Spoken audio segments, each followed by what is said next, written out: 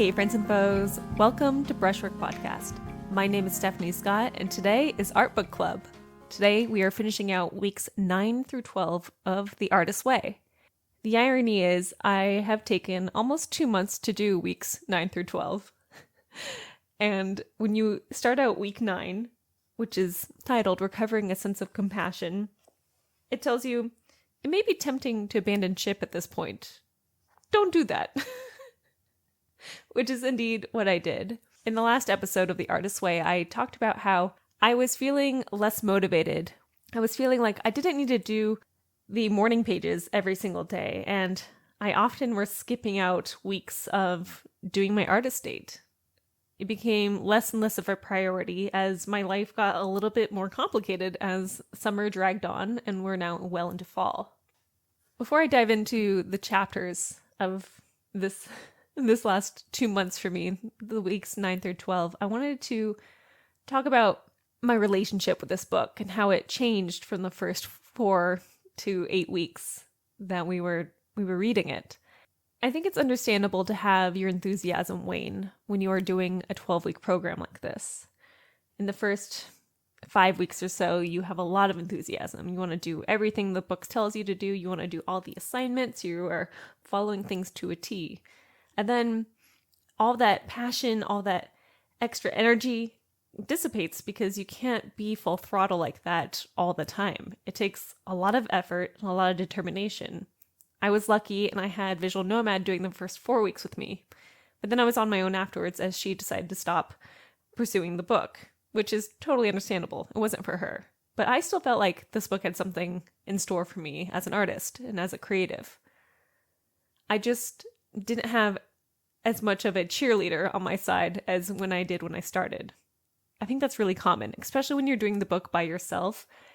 It takes a lot of effort to get to the book, to opening up the chapter at the beginning of every week and reading through it and then committing yourself to the tasks. When you're beginning and you have that fire of, I really want something to change in my life, especially when it comes to your artwork and your creativity, that can carry you through many weeks. But as you start to regain and recover your sense of creativity, your need for that source of healing is going to be a little bit less. And so you're going to start to wean yourself off of it. And I think this is pretty natural for many different ways of recovery. However, I still felt like I really wanted to finish this book. I felt like I really wanted to finish the 12-week program, even if that meant I needed to take a little bit extra time in order to get to the pages, in order to get to the artist dates and the tasks. I'm going to tell you the truth here, which is I've written the morning pages a dozen times in 2 months. You're supposed to do it every day, and the morning pages, if you're not familiar, are 3 pages written longhand in a notebook, a journal, whatever you feel like, about stream of consciousness, about whatever it was you're thinking. And the purpose of it is to get you to think deeper about these topics that are haunting your life, to send out into the universe what you need as a solution and what you're worried about, and to let your thoughts have somewhere to rest. You do these in the morning, first thing, before you go to your job, before you get in the car, before you take the kids to school, whatever it is. You do this the very first thing. When I started the program for the first 7 weeks or so, I had a little alarm on my phone that said, morning pages, and it was at 7:30 in the morning, and I very diligently put on my sweatshirt, went to the studio, and started writing. Over the last month or so, I have turned off that alarm, and I only do the morning pages when I feel like I really want to write. I don't know if I'll ever go back to doing regular morning pages. I certainly did it enough times for it to become a habit. I certainly think about doing the morning pages every other day or so. But will I actually get them? I don't know. I think there's also something to be said about life events happening during a 12-week program. Your 12-week program, it's not apart from your life. It is definitely thoroughly integrated. And when something happens in your life that is tragic or extremely eventful or happy or in any kind of way distracting from the 12-week program, this 12-week program is going to be discarded first. For me, the Artist Way was a priority at the beginning, but then things happened and life happened, and I had other projects that needed more of my focus. This isn't an excuse for why I wasn't doing the morning pages. It's just something I've noticed. 3 weeks ago, one of my friends died, and I'm in a lot of grief about it. For me, going back to my journal and writing about this is terrifying. I did one morning page session where I wrote 2 paragraphs and then had to stop because my heart felt like it was going to be out of its chest. Do I know that writing will help me process this grief? Absolutely. Am I scared to do it? Absolutely.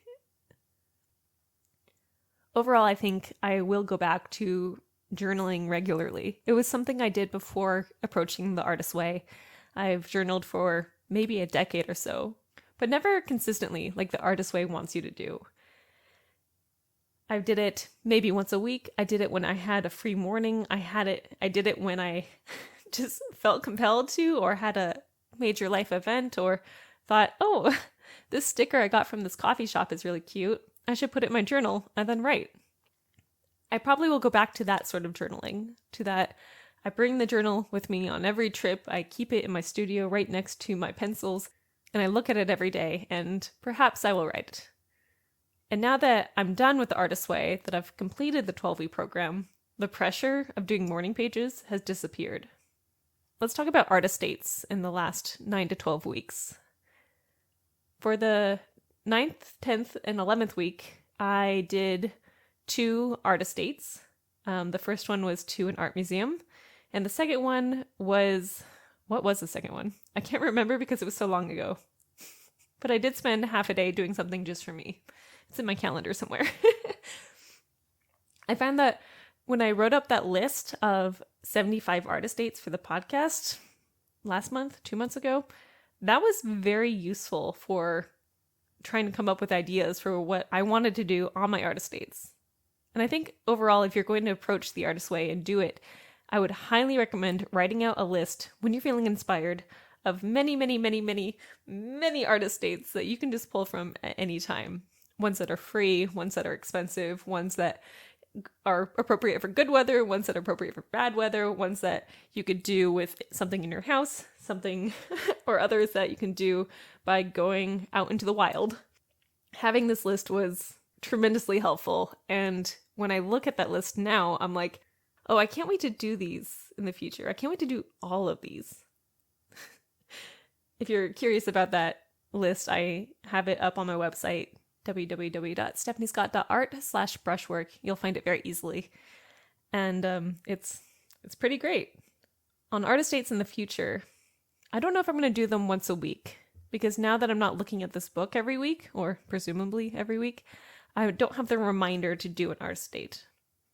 I could do something which is put the artist date in my phone calendar to go off once a week, every week, and say, maybe it's just like a tiny, 10-minute spot in my calendar that says assign an artist date to do this week.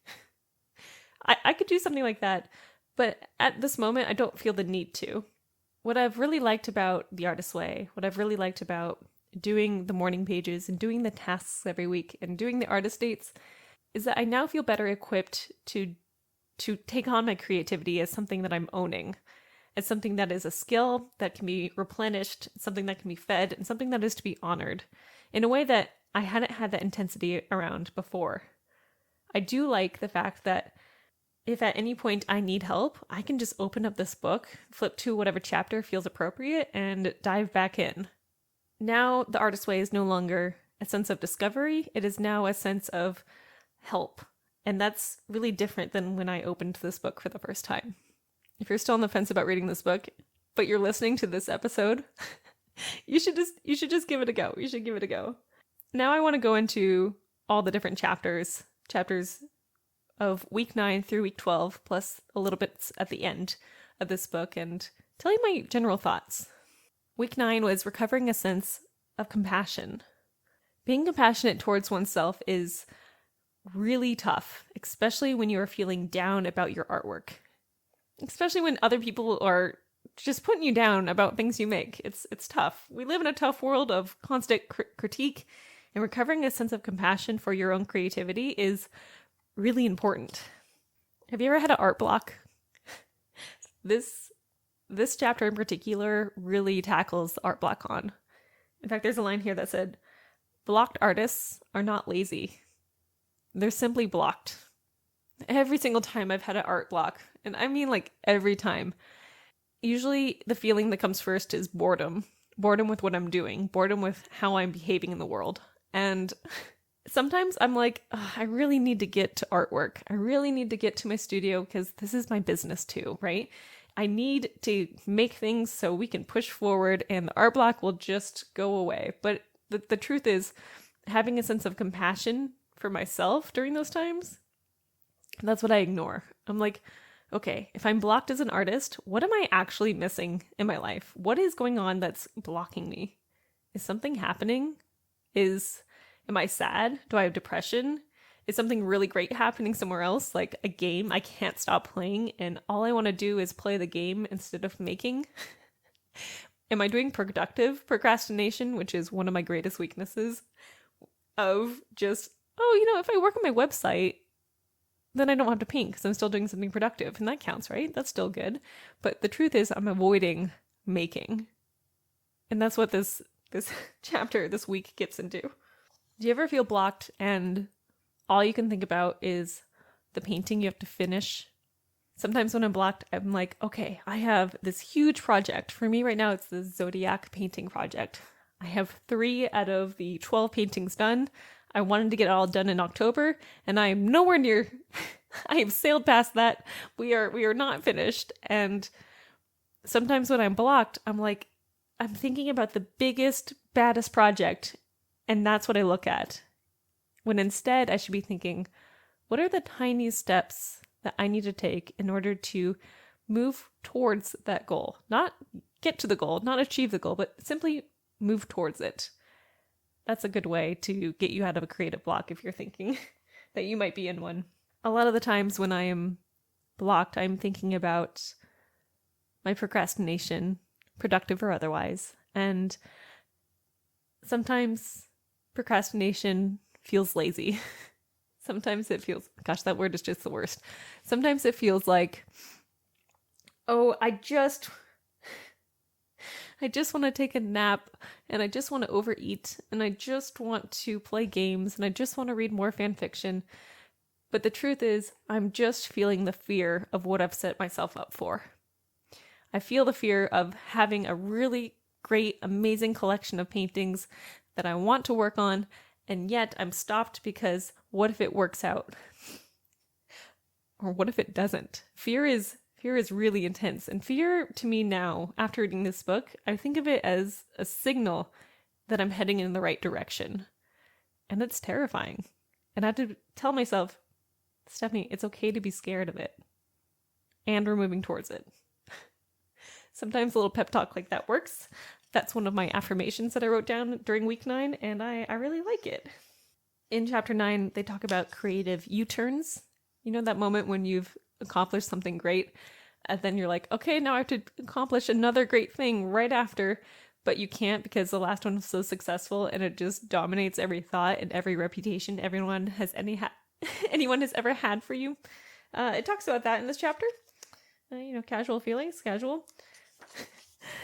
It talks about how if you are trying to break through a block, it gives you some really great steps. And I've kind of talked about these blocks in past episodes of Brushwork here, but it talks about how in order to get through an art block, you have to break things down into its most simple one-sitting tasks. Things you can do in half an hour or less that lead you towards the goal. And learning how to break that big scary task of I need to make 12 amazing paintings. You break it down into, okay, maybe we need to put the gold on the first painting after maybe we've sketched it out, right? Or maybe the first step is even further back than that. Maybe the first step is, let's just order the 12 panels that we need in order to paint this piece. You know what I'm saying? You picking up what I'm saying here? Week 9 is interesting when it comes to the tasks. this week, they ask you to go back through and read your previous morning pages. Whereas before this week, you weren't allowed to read them again. You weren't allowed to look back. And in this one, it was telling you to really analyze what was going on during those first 8 weeks of this program, the first 2 months of the program, and think about what patterns are you seeing within your morning pages. I'm not going to reveal to you my patterns because that's too private, but I did come to some discoveries about myself that showed up because I did the morning pages so religiously. Let's move on to week 10. Week 10 was recovering a sense of self-protection. It took me 2 weeks to get into week 10. And when I did, it was like a little slap on the face, a little like, hello, Stephanie, hello, are you thinking about this yet? This week talks about workaholism, and how it sabotages you. Remember I talked about productive procrastination like 10 minutes ago? I am absolutely a workaholic. I will work and work and work and work and work. I use it as a distraction. I use it as a sense of success and motivation. And not working makes me feel like I'm falling behind. That is one of my fears that I'm actively trying to get over. When someone is a workaholic, they have a lot of trouble with rest. And for me, the artist dates were basically equal to rest, which is why I resisted them so much. This week talks about if you're too busy to do the morning pages or you're too busy to do the artist date, it's probably because you're not allowing yourself to feel the real authenticity of your creativity, to feel the authenticity of your fears, of your hopes, your ambitions. In fact, you are clouding them by all the tasks and things that you've made yourself do. Artists tend to be real workaholics. It comes pretty naturally. You just want to do more and more and more because you are a creative person and you know you can create things. And maybe that thing is an Instagram post, and maybe that thing is your blog post, and maybe that thing is a podcast episode. Hey. In this chapter, we got a workaholicism quiz, and let me tell you, my points were off the charts. I had so many points here on this one. I was like, yep, I sure do all these things. That's for sure. Workaholism it's a kind of addiction. And I didn't realize how addicted I was to work until this chapter.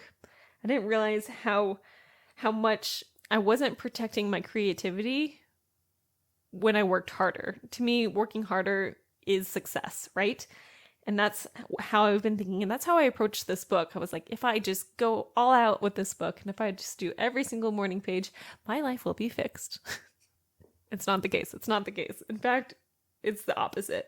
When you are desperate for work and you work so hard, your bottom line for what is acceptable increases so high, right? You think, okay, if I'm working 9-10 hours a day on this, then it's successful. And then anytime you dip below that, you think of yourself as a failure. And that is detrimental to your creativity. It's horrible. It's awful, right?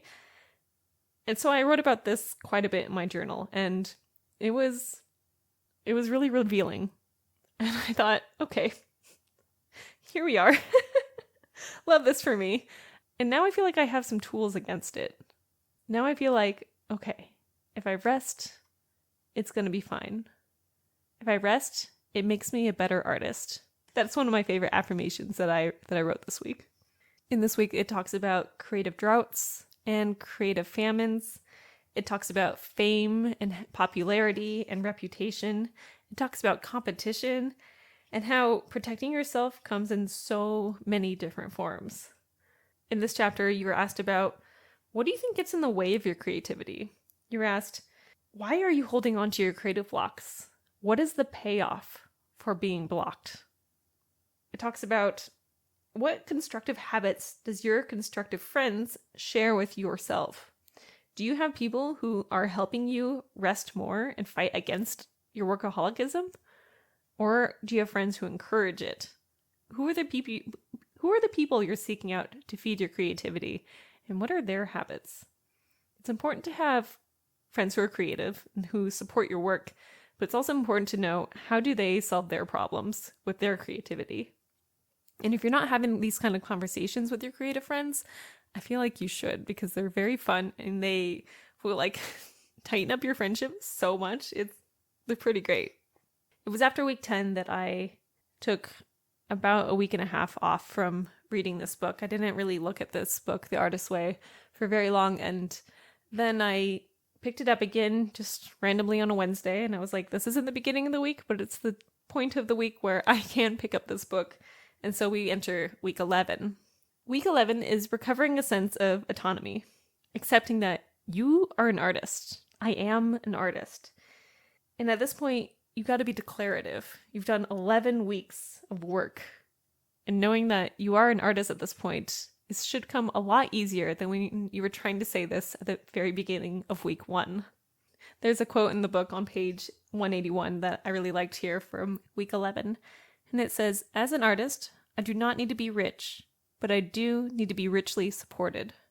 And I love that. I love that we do need to be richly supported. And the support will not just come to us because we exist. We must seek out that support, and we must be picky about it. We must be defensive about it, and we must be very, very, very careful about who we're letting support us and their own ambitions. It talks about spoiling your inner artist and allowing yourself to really embrace these artist dates as things that are so nurturing to your creative self that they go beyond just scheduling a self-care session. In this chapter, they also talk about how you have to feed your artists in ways that are not directly about art. We've kind of done this in the last 10 weeks, but this one is much more explicit. It talks about to make art for a long time, you must take care of your body. And to take care of your body is to take care of your mind. To take care of your mind is to take care of your creativity. Exercise teaches the rewards of process. It teaches that some satisfaction over small tasks well done. If you try to do a 5K right away, you're going to fail. But if you start running for 10 minutes a day, you're going to get there a lot faster and a lot safer. It talks about how if you are trying to do something amazing and great and ambitious, you must break it down to the steps, not just with your art, but with every aspect of your life. In this week, it starts thinking about the future, which I kind of liked for week 11. In one of the tasks, it says to list 5 ways you plan to nurture yourself in the next 6 months. Think about classes you want to take. Think about places you want to go, materials you'll allow yourself to use, things like that. And I like how the book has transitioned from, okay, this week we're doing this about the now. And this week we're doing this about the now. But in week 11, it's talking about, okay, how are you going to prepare yourself for life after reading The Artist's Way? And I love that. I love future planning. I think when you start future planning, you start having more energy for your life. What I really love about gardening, which is one of my favorite hobbies, is that I'm always planning for 1 or 2 seasons ahead. I'm planning for next year's garden in the actions I take today. Whether it's putting down mulch or planting bulbs for spring, it feels very good to know that the things I'm doing now are going to have payoff later. That the soil that I conditioned last year is creating the most amazing mushrooms I've ever seen in my whole life right in my garden. After I finished week 11, I took the last 3 weeks off, and today I finally finished week 12. Reading this chapter, which is called Recovering a Sense of Faith, was a little bit more challenging. I am not a person of faith. I am not a person who is religious. I don't believe in gods. But I do believe in my own creativity. And that's kind of powerful. That feels good in a way that's beyond who I am as a self. It feels more cosmic than anything I've felt in the past. This week it talks about how you must have faith in your creativity, how your resistance to your creativity is a form of self-sabotage and self-destruction because we are creative beings. We are born to make things. We are born to be creative. And I'm not just talking about artists, but I'm talking about everyone. Every human is born to be creative. And how cool is that? This chapter talks about how creativity is born in darkness. It is born in the darkness at night. It's born in our minds. It's born in slow drips in a cave, just one drop at a time. And that creativity must be allowed to have the space to build itself. It must be allowed to ruminate and to mold and have a gestation period, and it must be allowed to have time. This chapter talks about to be creative is to be committed to ourselves as creative beings. Are you committed to yourself as a creative being? Can you say I am an artist with such conviction that it creates art just by saying it? This chapter felt the most like magic, which has been much needed when I've been in a space of grief. My favorite part of this chapter, and I think in the whole book, is basically this one quote here. Life is meant to be an artist date. Do you remember back in week 1 when I was like, doing an artist date, that's going to take so much time. I have so much work to do. I don't have time to do an artist date or something fun for myself. But this chapter really hit home. I was like, life is meant to be an artist date. Life is meant to be something where I'm excited to do it, that I have time for myself and my creativity, that I'm feeding my brain and my love for being alive. That feels really great. The idea of, I have to do an artist date has just been completely wiped out of my of my mental existence here. I'm now like, if I'm not feeling as alive as I am when I am doing an artist date all the time, most of the time, I mean, yeah, we're gonna get bored occasionally, but like, if I'm not feeding myself like that, what am I doing? Why am I doing it? Why am I working this hard to not be feeling the magic and the wonder of feeding my inner artist, my inner child here? And the truth is, it's because I've allowed myself to be creative this way. It's because I've allowed myself to see life as the struggle that it is. I guess this sounds manifestation-y, but when you read this book, it kind of just happens, okay? Overall, I've really liked The Artist's Way. I'm giving it a 4 out of 5 stars. And at the end of the book, it encourages you to take another 90 days to commit to writing the morning pages and having an artist date once a week. I am about to go on an adventure that is completely out of my norm, so I'm not going to commit to that quite yet. But I do anticipate myself approaching The Artist's Way in the future. Some things I didn't like about this book were how often a Christian God was referenced, and it did bother me quite a bit. It got tiring trying to switch out the words in my brain for what fit me, and that's something I can overcome. It's not the worst. I'm giving this book a 4 out of 5, but that was quite annoying, and I definitely could see it deterring a lot of people from approaching this book and the system, this program. Overall, I feel like this book has helped me a lot. I feel more at ease with my own creativity. I feel more powerful around it, and that feels really great. I'm looking forward to doing more artist dates. I'm looking forward to going down my whole list of 75 of them and doing them over the next year, 2 years, 10 years or so. I'm looking forward to journaling with more of a purpose than I had before. Yes, stream of consciousness, but more of I'm putting out what I want into the universe through my written words. It feels cool. It feels great, and it feels nice to look back on and to use it to feed my future creative self. It's a cycle, you know? At the end of the book, Julia Cameron goes over creative clusters and how you can form a creative cluster. A creative cluster is a group of people who are like-minded in the pursuit of recovering their creativity. Pretty good, right? It encourages you to have a small group of a couple of people and to not be surprised when the small group has a few people who are initially enthusiastic and then drop out. And on the other side, to have a group of people who will meet for years and years and years and years and years.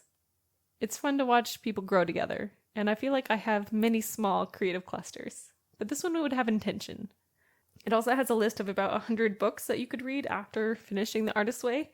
They're all from the 90s, the 80s and 90s.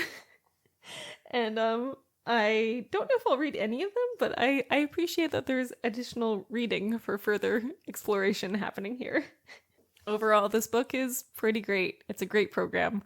And if you've been thinking about getting into it, I would jump in. I would get a couple of friends to do it with you, someone you could talk to once a week or so, and just kind of give an update about what you're feeling. You're not going to be reading your morning pages, but you might talk about what you did on your artist date and how you felt about going on a week-long ban from reading, and also many other creative tasks that felt silly to do but were ultimately quite fun. If you are looking to get yourself a copy of The Artist's Way, I found mine at a thrift store. You can find them all over the place. It's a very popular book.